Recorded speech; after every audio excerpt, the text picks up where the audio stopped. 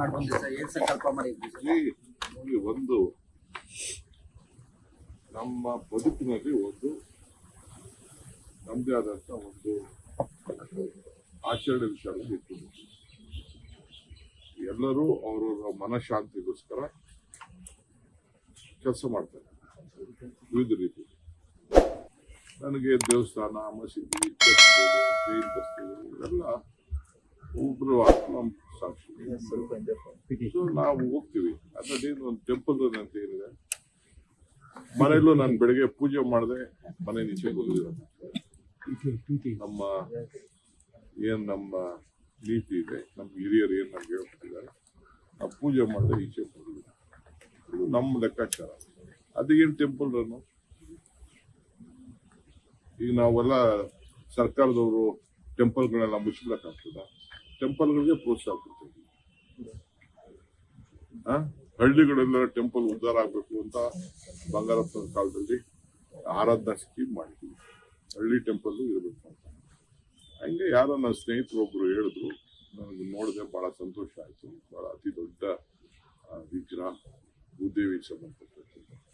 ನೀವು ಪದೇ ಪದೇ ಹೇಳ್ತಾ ಇದ್ರಿ, ಪ್ರಯತ್ನ ವಿಫಲರಾದ್ರು ಪ್ರಾರ್ಥನೆ ಫಲ ಕೊಡುತ್ತೇನೆ ಸರ್. ಇನ್ನು ಎಷ್ಟು ದಿನ ಹೇಳ್ತೀವಿ ಅದನ್ನ ಸರ್? ಈಗ ಅದಕ್ಕೊಂದು ಟ್ವಿಸ್ಟ್ ಮಾಡಕ್ ಬೇಡ ಸರ್. ಈಗ ಸರ್, ನಿನ್ನೆ ತಾವಿಬ್ರು ಸೇರಿ ಒಂದು ಬ್ರೇಕ್ಫಾಸ್ಟ್ ಮೀಟಿಂಗ್ ಮಾಡಿದ ನಂತರದಲ್ಲಿ ಸರ್, ಒಂದು ಕಾಂಗ್ರೆಸ್ ನಲ್ಲಿ ಒಂದು ಹೊಸ ಮನ್ವಂತರನ ಅಥವಾ ಒಂದು ಹೊಸ ಅಲೆನ ಏನ್ ಅನ್ಬೋದು? ನೋಡಪ್ಪ, ನನ್ನಲ್ಲಿ ಸಿದ್ದರಾಮಯ್ಯನಲ್ಲಿ ಯಾವತ್ತೂ ನಮ್ಗೆ ಭಿನ್ನಾಭಿಪ್ರಾಯ ಇಲ್ಲ.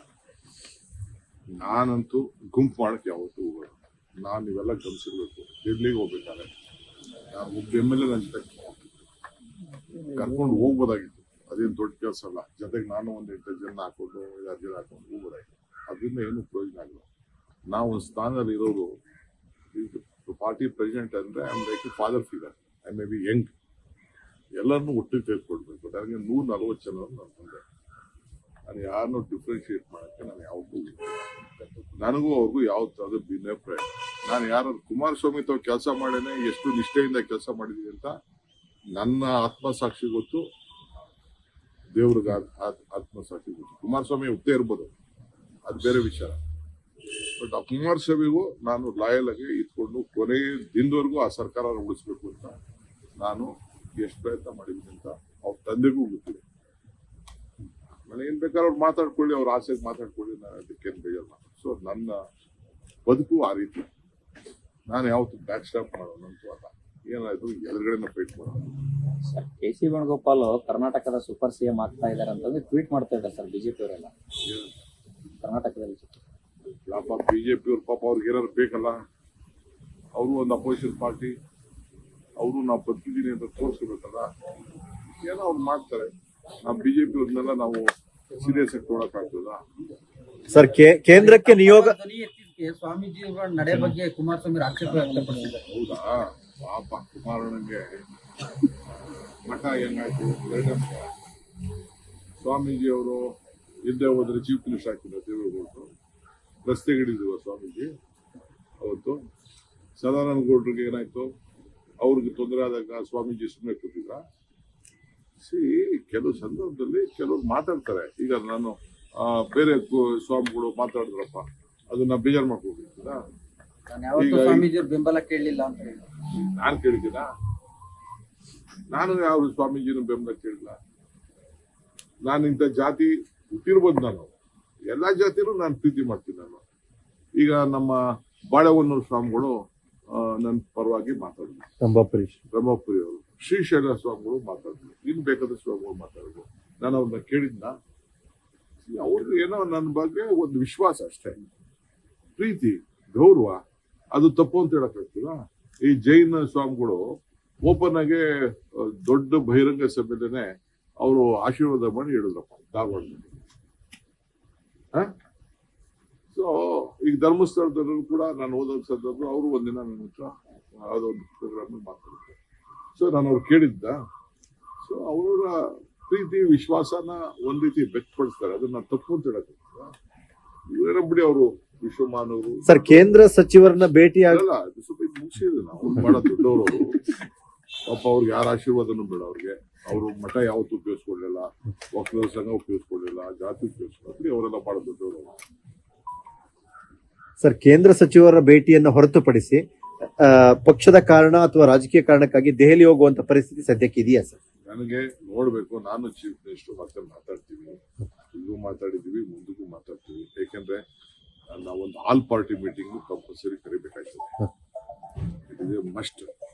ಅದಕ್ಕೆ ನಾನು ದೆಹಲಿಲೇ ಕರಿಬೇಕು ಅನ್ನೋದು ನನ್ನ ವೈಯಕ್ತಿಕ ಅಭಿಪ್ರಾಯ. ಯಾಕೆಂದ್ರೆ MPs ಎಲ್ಲ ಅದಕ್ಕೆ ಪಾರ್ಟಿಸಿಪೇಟ್ ಮಾಡಬೇಕು, ಆಲ್ ಪಾರ್ಟಿ ಬಿಡಬೇಕು. ಯಾಕೆಂದ್ರೆ ಕೆಲವು ಇಶ್ಯೂಸ್ ಇದೆ, ಈಗ ಅಸೆಂಬ್ಲಿ ಬೇರೆ ಕರೆದಿದ್ದೀವಿ. ಸೊ ಚೀಫ್ ಮಿನಿಸ್ಟರ್ ಏನ್ ಹೇಳ್ತಾರೆ ನಾನು ಕೇಳ್ತೀನಿ.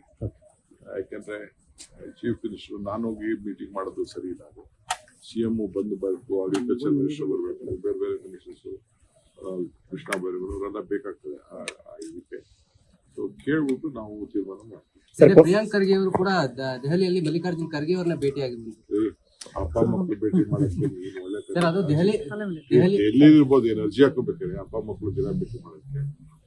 ಅವರು is A party important leader. ಅವರು ರಾಹುಲ್ ಗಾಂಧಿ ಅವರು ಬಂದಿರಲಿಲ್ಲ, ಯಾವುದು ನಮ್ಮ ಕಾರ್ಯಕ್ರಮಕ್ಕೆ ಇನ್ವೈಟ್ ಮಾಡಿದ್ರು. ಬೇಕಾದಷ್ಟು ಅವ್ರದ್ದೇ ಆದಂತ ಶೆಡ್ಯೂಲ್ ಇಂದ ಬಂದಿಲ್ಲ.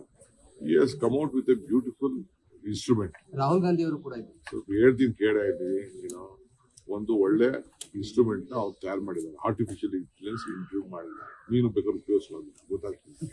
ಬಹಳ ಕಡಿಮೆ ದರದಲ್ಲಿ ನಮ್ಮ ಬೆಂಗಳೂರಲ್ಲೇ ತಯಾರು ಮಾಡೋದನ್ನ ಗ್ಲೋಬಲ್ ಲೆವೆಲ್ ಅಲ್ಲಿ ಅನುಕೂಲ ಆಗುವಂತ ಒಂದು ಇನ್ಸ್ಟ್ರೂಮೆಂಟ್ ನ ಬಹಳ ಕಡಿಮೆ ದರದಲ್ಲಿ ಮಾಡಿದ್ದಾರೆ. ಅದ್ರ ಬಗ್ಗೆ ಅವ್ರ ಮಾಹಿತಿ ತಿಳ್ಕೊಂಡು ನಾನು ನೋಡ್ಬೇಕು ಅಂತ ಅಂದ್ಬಿಟ್ಟು ಅವ್ರನ್ನ ಶರತ್ ಬಚ್ಚೇಗೌಡರನ್ನ ಕರೆಸ್ಕೊಂಡು ಒಂದು ಅರ್ಧ ಗಂಟೆ ನೋಡಿ ಚರ್ಚೆ ಮಾಡಿದ್ದಾರೆ, ಪ್ರಶಂಸೆ ಪಟ್ಟಿದ್ದಾರೆ. ಯಾರು ದೊಡ್ಡ ದೊಡ್ಡ ಇಂಡಸ್ಟ್ರಿಯಲಿಸ್ಟ್, IT ಪೀಪಲ್ ಎಲ್ಲ ನಿಮ್ ಕರ್ನಾಟಕದಿಂದ ಒಳ್ಳೆ ಕೆಲಸ ಆಗಿದೆ ಅಂತ ಹೇಳ್ಬಿಟ್ಟು ರಾಹುಲ್ ಗಾಂಧಿ ಅವರಿಗೆ ತಿಳಿಸಿದ್ದಾರೆ. ಅದಕ್ಕೆ ಅವ್ರಿಗೆ ಕರೆದು ತಿಳ್ಕೊಂಡಿದ್ದಾರೆ. ಸೊ ಅದು ಹೋದ ತಕ್ಷಣ ರಾಜಕೀಯ ಮಾತಾಡೋದು ಅಂತ ಲೆಕ್ಕನ, ಅಪ್ಪ ಮಕ್ಕಳು ಸೇರಿದಾಗೆಲ್ಲ ಮಾತಾಡ ರಾಜಕೀಯ ಅಂತ ಮಾಡಿದ್ರೆ, ಅಣ್ಣ ತಮ್ಮದಿರು ಸೇರಿದಾಗೆಲ್ಲ ಮಾತಾಡ, ಬೇರೆಯವ್ರದೆಲ್ಲ ನಿಮ್ ಲೆಕ್ಕ ಇಲ್ಲ, ನಮ್ದು ಮಾತ್ರ ಲೆಕ್ಕ. ಸರ್, ಕಾಂಗ್ರೆಸ್ ಭವನವನ್ನ ಕಟ್ಟೋದಿಕ್ಕೆ, ಅದಕ್ಕೆ ಶಂಕುಸ್ಥಾಪನೆ ಮಾಡೋದಕ್ಕೆ ರಾಹುಲ್ ಗಾಂಧಿ ಅವ್ರು ಬರಬೇಕು ಅಂತ ಹೇಳಿ ನೀವು ಆಸೆ ಪಡ್ತಾ ಇದ್ರಿ, ಅದು ಮುಂದಕ್ಕೆ ಹೋಗ್ತಾನೆ ಇದೆ. ಯಾವಾಗ ಟೈಮ್ ಕೇಳಿದೀನಿ, ಬಿಹಾರ್ ಎಲೆಕ್ಷನ್ ಇತ್ತು, ಆಗ್ಲಿಲ್ಲ. ತಿರ್ಗಾ ಕೇಳ್ತೀನಿ, ಯಾವ ತರ ಶನಿವಾರ ಭಾನುವಾರ ಬಂದ್ ಮಾಡಿ ಅಂತ. ನಾನು ದುಡ್ಡು ಕಟ್ಬೇಕಾಯ್ತು, ಕಟ್ಬಿಡ್ತಾ ಇದೀನಿ. 2 ಕೋಟಿ ಅದಕ್ಕೆ ಫೀಸ್ ಕಟ್ಬೇಕಾಯ್ತು, ಅದು ಕಟ್ತಾ ಇದೀನಿ. ಎಲ್ಲರಿಗೂ ರೆಡಿ ಮಾಡ್ಕೊಡಿ ಅಂತ ಹೇಳಿದೀನಿ. ನನ್ನ ನಂಬರ್ 100 ಮುಟ್ಟಿದೆ. I am so happy. Sir, ಹಿರಿಯ ಚಿತ್ರನಟ ಉಮೇಶ್ ಅವರು ತೀರ್ಕೊಂಡಿದ್ದಾರೆ ಸರ್. ಹಿರಿಯ ಚಿತ್ರನಟ ಉಮೇಶ್ ಬೆಳಿಗ್ಗೆ ಇಡೀ ಚಿತ್ರರಂಗ ಕೂಡ ಅಲ್ಲಿ ಹೋಗಿ, ನನಗೆ ಗೊತ್ತಿಲ್ಲ, ನನಗೆ ಅಷ್ಟು ಪರಿಚಯ ಇಲ್ಲ. ಭಗವಂತ ಒಳ್ಳೇದು ಮಾಡಲಿ, ಅವ್ರ ಆತ್ಮಕ್ಕೆ ಶಾಂತಿ ಸಿಗಲಿ. ನಾವೆಲ್ಲ ಆ ಲೋಕದಲ್ಲಿ ಸಹಾಯ ಮಾಡ್ತೀವಿ. ಲೋಕೇಶ್ ಅಂದ್ರೆ ಇವರು ಉಮೇಶ್ ಹಾಸ್ಯ ಮಾಹಿತಿ ಇಲ್ಲ. Thank you. CM ಯಾವಾಗ ಸರ್? ಎಲ್ಲಾ ಗೊಂದಲದ ಸರ್, ನಡುವೆ ಮಂಗಳವಾರ ಏನೋ ಕರೆದಿದ್ದೀರಾ ಅಂತ ಸರ್. ಹೇಳ್ಬಿಟ್ರೆ ನಾಳೆ ನ್ಯೂಸ್ ಬೇಡ ಆಗ್ಬಿಡ್ತದೆ. ಆಗೋಗಿದೆ ಸರ್. ಲೇಟೆಸ್ಟ್ ಹಾಗೂ ಇಂಟ್ರೆಸ್ಟಿಂಗ್ ಸುದ್ದಿಗಳಿಗಾಗಿ ಬಾಸ್ ಟಿವಿ ಕನ್ನಡ ಚಾನೆಲ್ನ ಸಬ್ಸ್ಕ್ರೈಬ್ ಮಾಡಿ. ಹಾಗೆಯೇ ಬೆಲ್ ಐಕಾನ್ ಪ್ರೆಸ್ ಮಾಡಿ. ಇದರ ಜೊತೆಗೆ ಫೇಸ್ಬುಕ್, ಇನ್ಸ್ಟಾಗ್ರಾಮ್, X ನಲ್ಲೂ ಮಿಸ್ ಮಾಡದೆ ಫಾಲೋ ಮಾಡಿ.